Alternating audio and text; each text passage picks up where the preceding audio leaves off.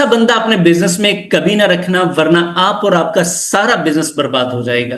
वो कौन सा बंदा है सर? वो चाहे आपका भाई है, आपकी बहन है, बेटी है, कोई आपका एम्प्लॉई है, जितना मर्जी स्किलफुल पर्सन है, अगर कोई शख्स टॉक्सिक है ना, यानी कि वो हर वक्त परेशान रहता है और परेशान करता है, ऐसा शख्स आपकी एनर्जी निचोड़ जाएगा, चूस जाएगा, बर्बाद कर देगा आपको और आपके एम्प्लॉयज को भी, क्योंकि इसने ना सुखी रहना है ना रहने देना है।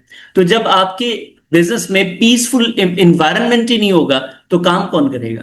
सो ऐसे लोगों को कभी अपने करीब मत आने दें। उनसे पहले हाथ जोड़ के माफी मांग लें, उनको कहीं और भेज दें, या उनकी तरबियत करें, उनको डेवलप करें, ताकि आप पुरसकून रह सकें, आपका बिजनेस बढ़ सके।